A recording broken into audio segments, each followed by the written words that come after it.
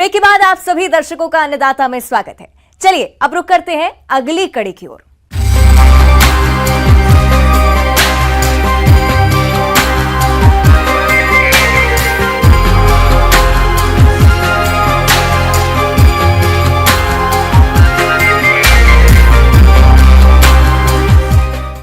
किसान भाइयों, खरपतवार ऐसे पौधे होते हैं जो कि मुख्य फसलों के बीच स्वतः ही उग जाते हैं और ये खरपतवार न केवल फसलों की बढ़वार को बाधित करते हैं बल्कि हानिकारक कीट और रोगों की शरण स्थली काम करते हैं। इतना ही नहीं, ये खरपतवार मुख्य फसल से खाद, पानी और सूर्य की रोशनी के लिए प्रतिस्पर्धा करते हैं, जिससे उपज में भी भारी गिरावट देखी जाती है। इसलिए समय रहते इन खरपतवारों की रोकथाम किस प्रकार से करें, इस बारे में जानकारी दे रहे हैं कृषि वैज्ञानिक डॉक्टर अर्नब कुंडू।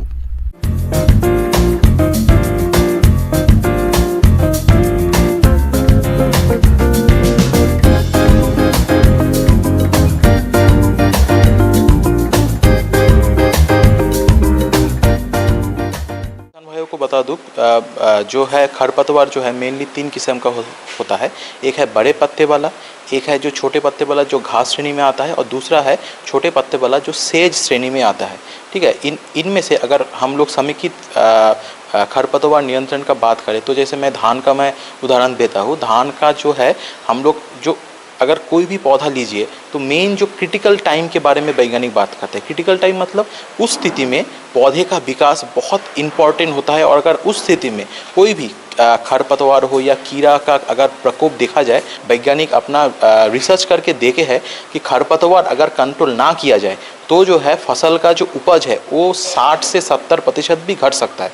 ठीक है, एक्सट्रीम केस में, और नॉर्मली 50% तो घट जाता ही अगर ठीक ठाक नियंत्रण ना हो। क्योंकि क्या होता है, हम लोग जो खाद देंगे पौधे को खाने के लिए, ठीक है, खरपतवार जो है, खरपतवार बढ़ने का जो रेट है, ग्रोथ रेट है, वो पौधे से बहुत ज़्यादा होता है। अगर शुरू में हम लोग कंट्रोल नहीं करेंगे, वो अगर पौधे से ऊपर बढ़ गया तो जो है वो सप्रेशन इफेक्ट दिखाते रहता है। ठीक है, तो इसीलिए प्रॉब्लम होता है। तो इसीलिए किसानों को जो है, अगर किसानों को अच्छे से अच्छा उपज उठाना है तो जो है खरपतवार कंट्रोल बहुत इंपॉर्टेंट है। किसान भाइयों, खरपतवार ऐसे अनचाहे पौधे हैं जो फसलों के साथ पानी, प्रकाश और पोषक तत्वों और स्थान के लिए मुख्य फसल के साथ प्रतिस्पर्धा करते हैं। वहीं दूसरी तरफ ये खरपतवार फसल में रोग और कीटों, व्याधियों को फैलाने का भी कार्य करते हैं, जिससे फसल की पैदावार में भारी गिरावट हो जाती है। इसके अलावा इन खरपतवारों के बीज फसलों की उपज मिलकर इसकी गुणवत्ता को भी खराब कर देते हैं। बुआई के बाद और जो है 25 से 30 दिन, ये जो टाइम है ये खरपतवार के लिए बहुत क्रिटिकल होता है। इसलिए अगर हम धान के बारे में बात करें तो बुआई के 2-3 दिन बाद, ठीक है, हल्का सा पानी का लेवल मेंटेन करते हुए हमको ब्यूटाक्लोर खरपतवार नाशी या फिर जो कि एक हेक्टेयर के लिए 3 लीटर हमको स्प्रे करना है। और अगर पेंडिमिथालिन खरपतवार नाशी जो कि 1 हेक्टेयर के लिए 3 लीटर हमको स्प्रे करना चाहिए। इससे क्या होगा, बुआई के बाद जस्ट बाद जब हम लोग खाद देते हैं तब क्या होता है, खरपतवार बहुत ज़्यादा मात्रा में बढ़ता है, कुछ तीनों प्रकार के खरपतवारी, तो उसको जो है कंट्रोल करेगा। और अगर हम बात दलहन फसल के लिए करें तो दलहन फसल के लिए जस्ट आफ्टर द सोइंग, बुआई के बाद फ्लुक्लोरालिन जो केमिकल आता है उसको 1 हेक्टेयर में 3 लीटर स्प्रे करना चाहिए। और ध्यान रखें, 1 हेक्टेयर अगर खेत में आप स्प्रेइंग करेंगे तो जो मैं दवा का जो बताया उसको 500 से 600 लीटर पानी में घोल के आपको छिड़कना पड़ेगा, तब जाके उसका केमिकल का यूज़ जो है वो आप किसान को बढ़िया तरफ से देखने को मिलेगा। और जो है दलहन फसल के लिए और एक जो इम्पॉर्टेंट एक खरपतवार नाशी है, उसका नाम है इमेजाथापर। उसको क्या है, अगर उसको हमको पौधा बड़ा होने के बाद करना चाहिए। जैसे अगर पौधे बुआई के 20 दिन बाद अगर स्प्रे करें तो 1 हेक्टेयर में हमको इमेजाथापर जो केमिकल है उसको 100 ग्राम स्प्रे करना पड़ेगा। और अगर 25 से 30 दिन बाद अगर बुआई की हमको स्प्रे करें तो जो है दवाई का कॉन्सेंट्रेशन बढ़ाना पड़ेगा, तब जाके वो 125 से 130 ग्राम प्रति हेक्टेयर के रेट में हमको स्प्रे करना पड़ेगा।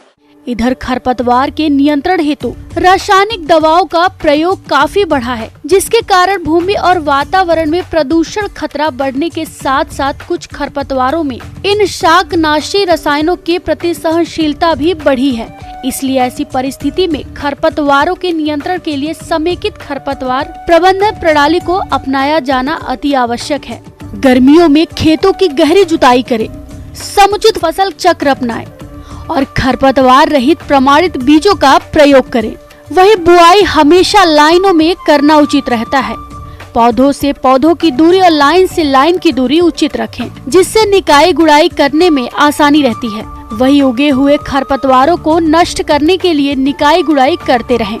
खेतों में पूरी सड़ी हुई गोबर या कंपोस्ट की खाद का ही प्रयोग करें।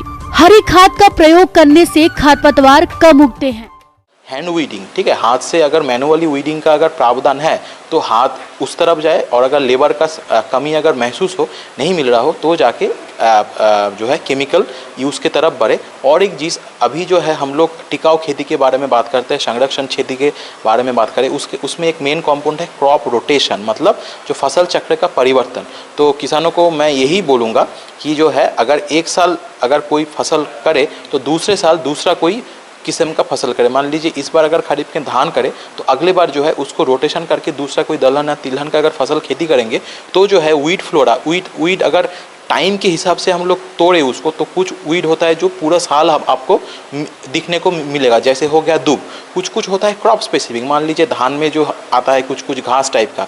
तो जो है अगर फसल चक्र में परिवर्तन करेंगे तो जो एनुअल मतलब एक सीजन का जो खरपतवार है वो शिफ्ट होके जो पूरे साल रहने वाले में कन्वर्ट हो जाएगा। इससे क्या होगा, हमको बाद में ग्लाइफोसेट ये सब का स्प्रे करने से खरपतवार को कंट्रोल करना आसान होगा। आगे और भी है खेती बाड़ी से जुड़ी हुई बहुत सी रोचक जानकारियां, पर यहां पर रुकेंगे एक और छोटे से ब्रेक के लिए। जल्द हाजिर होते हैं।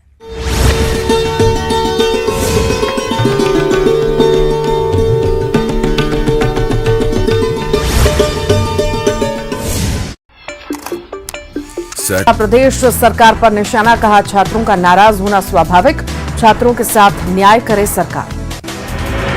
पटवारी परीक्षा में गड़बड़ी पर बोले गृह मंत्री नरोत्तम मिश्रा, नौजवानों के मनोबल को तोड़ रही कांग्रेस, हिंदी में दस्तखत के सवाल को किया खारिज।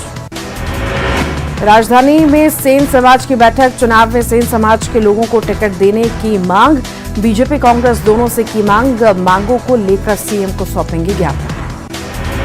राजधानी में गिरफ्त में शातिर ठग गिरोह, पूर्व सीएम कमलनाथ के नाम से करते थे ठगी, क्राइम ब्रांच ने 2 आरोपियों को किया गिरफ्तार, गुजरात के रहने वाले हैं दोनों आरोपी। भोपाल में मोबाइल चोर गैंग का पर्दाफाश, ऑनलाइन बुकिंग के जरिए 17 लाख के मोबाइल किए गए थे पार, पुलिस ने 3 आरोपियों को किया गिरफ्तार। उज्जैन में बदमाशों के हौसले बुलंद, महाकाल के भक्तों से की मारपीट, भक्त को चाकू मारने की कोशिश।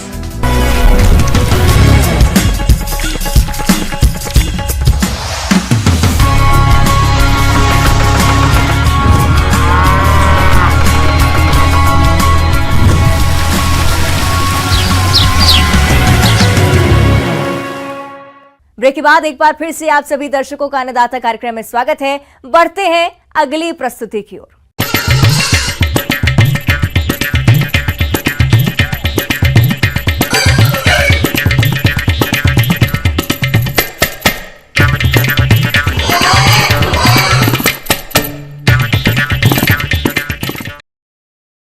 अपने राज्य में भेड़ बकरी पालन किसानों के लिए कम लागत में ज्यादा मुनाफा देने वाला व्यवसाय है। इसे छोटे स्तर से लेकर बड़े स्तर तक किसान आसानी से कर सकते हैं, लेकिन इन भेड़ बकरियों में फकड़िया रोग की समस्या आमतौर पर देखी जाती है, जिसमें पशु बहुत शीघ्र ही मौत के शिकार हो जाते हैं। तो भेड़ बकरियों में ये फकड़िया रोग क्या होता है, इसका समाधान कैसे करें, आइए जानते हैं वरिष्ठ पशु चिकित्सा अधिकारी डॉक्टर विनोद अग्रवाल से।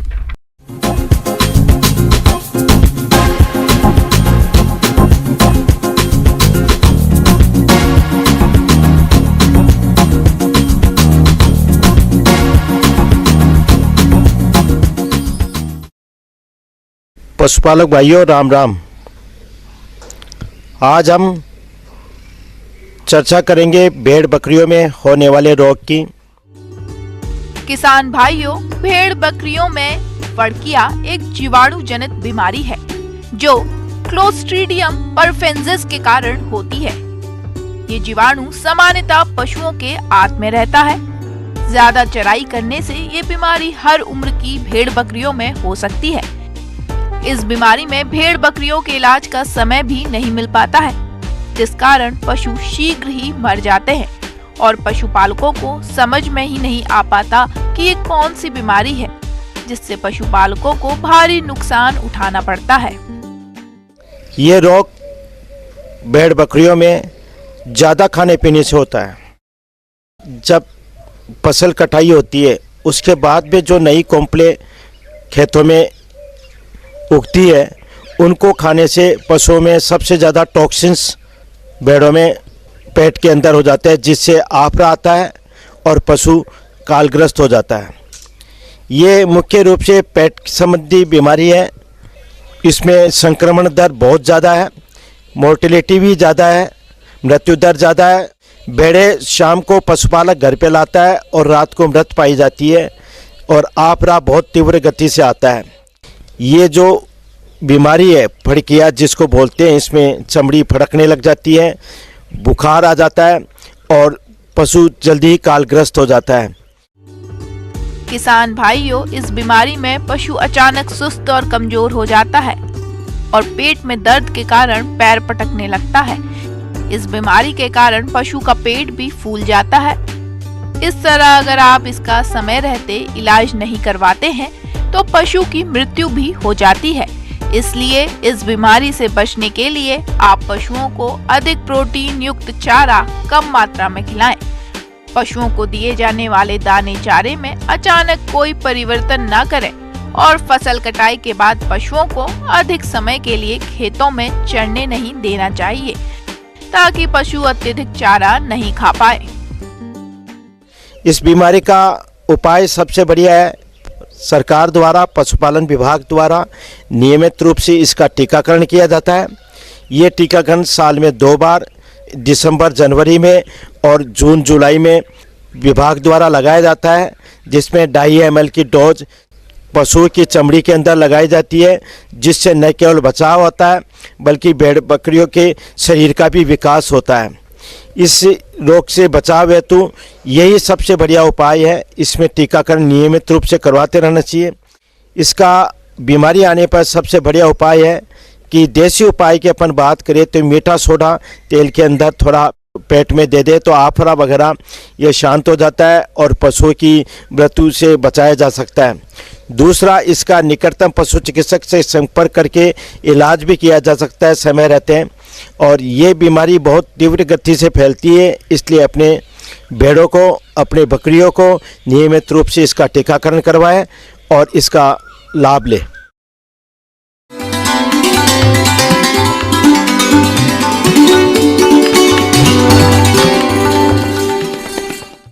अन्नदाता हेल्पलाइन निशुल्क फोन संपर्क सेवा के माध्यम से आपके द्वारा पूछे गए प्रश्नों में से 1 या 2 महत्वपूर्ण प्रश्न को हम अपने कार्यक्रम में शामिल करते हैं। इसी के तहत आज का चयनित प्रश्न और उसका जवाब इस प्रकार है।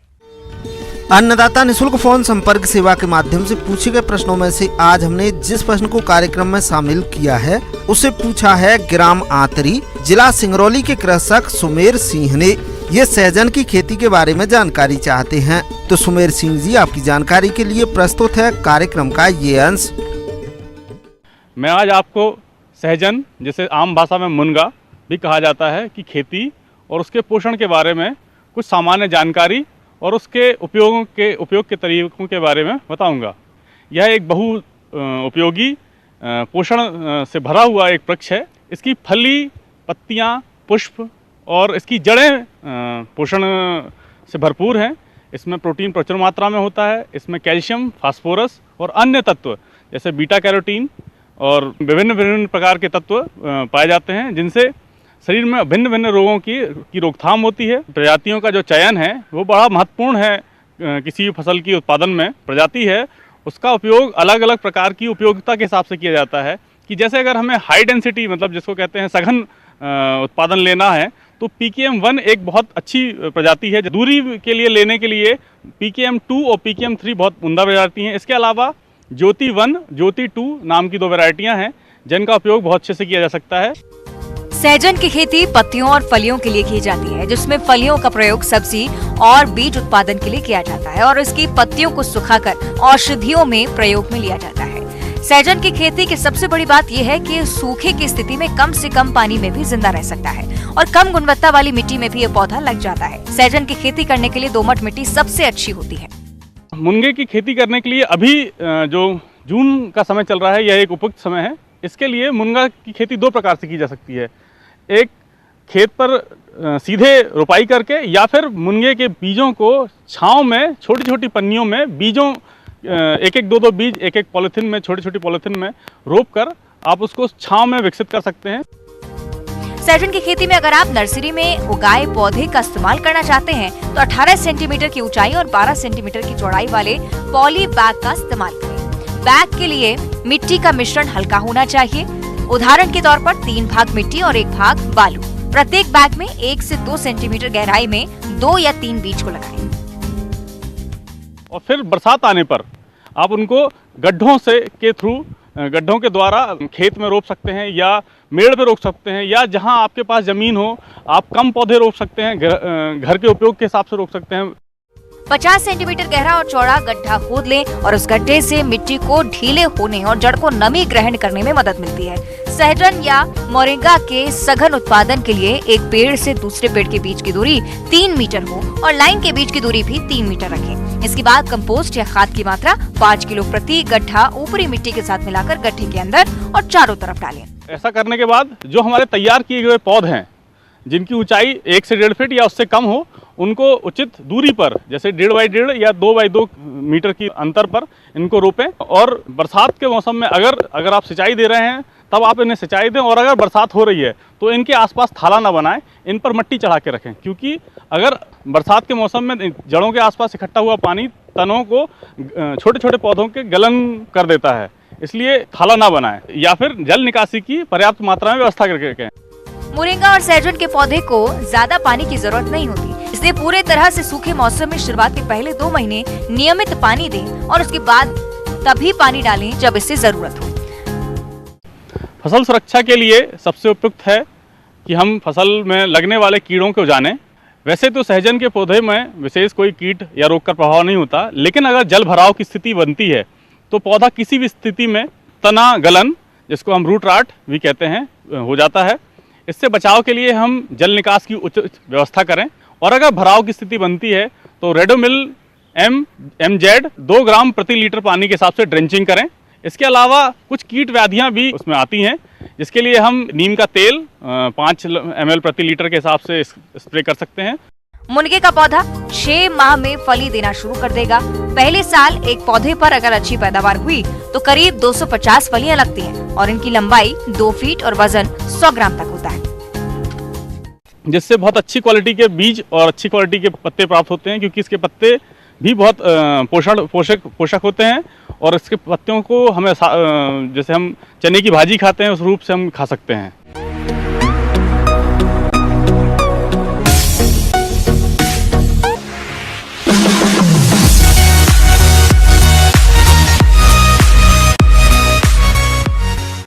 आइए अब एक नजर डालते हैं राज्य के कुछ चुनी हुई मंडियों के प्रमुख फसलों के बाजार भाव पर।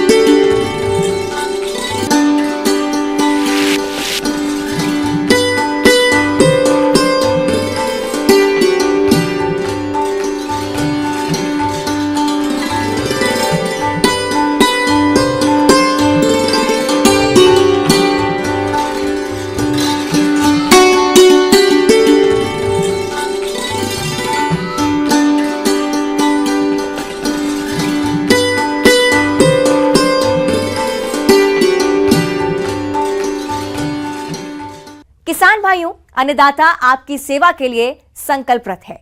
कृषि संबंधित समस्या और सुझावों के लिए आप हमें इस पते पर संपर्क कर सकते हैं। प्रोड्यूसर अन्नदाता news 18 Madhya Pradesh Chhattisgarh, Ramoji film city, Hyderabad 501512।